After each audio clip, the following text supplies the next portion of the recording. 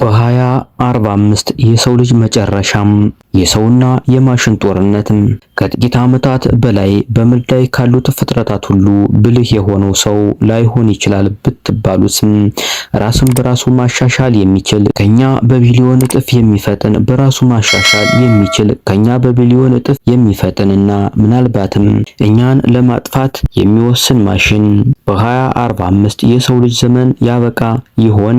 ወደ ማሽኖች ጦርነት እስኪያስቡት የሰው ልጅ ታሪክ የሚያበቃ በጦርነት ወይም በተፈጥሮ አደጋ ሳይሆን እኛ ራሳችን በፈጠርነው አምላክ ቢሆንስም በፈረንጆቹ 2045 የፈጠርነው ማሽን ከኛ በላይ ማሰብ ብቻ ሳይሆን እኛን ለማጥፋት የሚችልበት ደረጃ ላይ ቢደርስ ምን ይፈጠራል? ይህ ሳይንስ ልብ ወለድ ፊልም አይደለም። የዓለማችን ታላላቅ ሳይንቲስቶች እንቅልፍ ያሳጣቸው እውነተኛ ስጋት እንጂ። ዛሬ በዓለም ድንቆች ቻናል የሰው ልጅን ህልውና ሊፈታተን ስለሚችለው ሲንጉላሪቲ እና በ2045 ስለሚጠበቀው የማሽኖች የበላይነት በጥልቀት እንመለከታለን። አንደኛ፣ ሲንጉላሪቲ ነጥብ መመለስም። ሲንጉላሪቲ ማለት በቴክኖሎጂ ከሰው ልጅ ቁጥጥር ውጭ የሚሆንበትና ማሽኖች ራሳቸውን በራሳቸው ማሻሻል የሚጀምሩበት ቅጽበት ነው።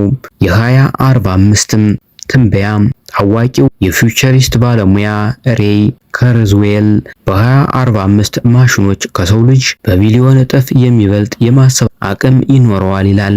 ይህ ማለትም አንድ ኮምፒውተር በአንድ ሰከንድ ውስጥ መላው የሰው ልጅ በሺህ ዓመታት ውስጥ ያላሰበውን አዲስ ግኝት ሊያገኝ ይችላል ማለት ነው። አስፈሪው ፍጥነትም አንዲ ማሽኑ ራሱን ማሻሻል ካወቅም እድገቱ እንደኛ ደረጃ በደረጃ ሳይሆን እንደፈነዳ ቦምብ በሰከንዶች ውስጥ ዓለምን ይቆጣጠራል።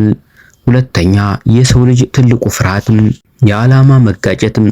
ትልቁ አደጋ ኤአይ ክፉ መሆኑ አይደለም፣ ነገር ግን የእሱ ዓላማ ከኛ ጋር አለመጣጣሙ ነው። ለምሳሌ አንድ እጅግ ብልህ ኤአይ የዓለምን ሙቀት መጨመር አስቁም ቢባል ቀላል መፍትሄ የሆነው የሰው ልጅ ማጥፋት እንደሆነ ሊወስን ይችላል። የሥራ ገበያው መፈራረስ፣ ዶክተሮች፣ ኢንጂነሮችና የኪነ ጥበብ ሰዎች ስራቸውን ለማሽኖች ሲያስረክቡ የሰው ልጅና ምን ይሆናል? መኖር ትርጉም አይኖረውም ወይስ በባርነት እንገዛለን? ገዳይ ሮቦቶች አሁን ላይ እየተሰሩ ያሉ አውቶኖመስ ዌፐንስ ወይም የሰው ትዕዛዝ የማይፈልጉ የጦር መሳሪያዎች ነገ የሰው ልጅን ለማደን እንዳይሰማሩ ምን ዋስትና አለን? የሊቃውንቱ ማስጠንቀቂያም። ስቲቨን ሃውኪንግ ይህ ታላቅ ሰው ከመሞቱ በፊት ያስጠነቀቀን አንድ ነገር አለም። ሙሉ በሙሉ የበለጠገ ኤአይ የሰውን ዘር ፍጻሜ ሊያመጣ ይችላል ብሏል። ኤሎን መስክ ደግሞ ኤአይን ጋኔን ከመጥራት ጋር ያመሳስለዋል። ከኒኩለር ቦምብ በላይ አደገኛ ነው ይላል።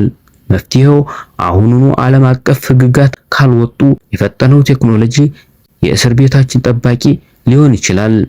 በ2025 ዓመተ ምህረት የሰው ልጅ ሁለት እድሎች ይኖሩታል። ወይ ከማሽኑ ጋር ተዋህዶ ወደ ላቀ ስልጣኔ መሸጋገር ወይም ደግሞ በገዛ ፈጠራው ተሸንፎ ከምድር ገጽ መጥፋትም። እናንተስ ምን ትላላችሁ? ኤአይ የሰው ልጅ አዳኝ ወይስ አጥፊም? በ2045 ዓለም ምን አይነት ትሆናለች? አስተያየታችሁን ኮሜንት ላይ አስቀምጡም። ቪዲዮውን ከወደዳችሁት ላይክ በማድረግ ሌሎች እንዲደርስ አግዙም። እንዲህ አይነት አስደናቂ የቴክኖሎጂና የዓለም ድንቆችን ለማየት ሳብስክራይብ ማድረጋችሁን እንዳትረሱም። በሚቀጥለው ቪዲዮ እስከምንገናኝ ደህና ይሁኑ።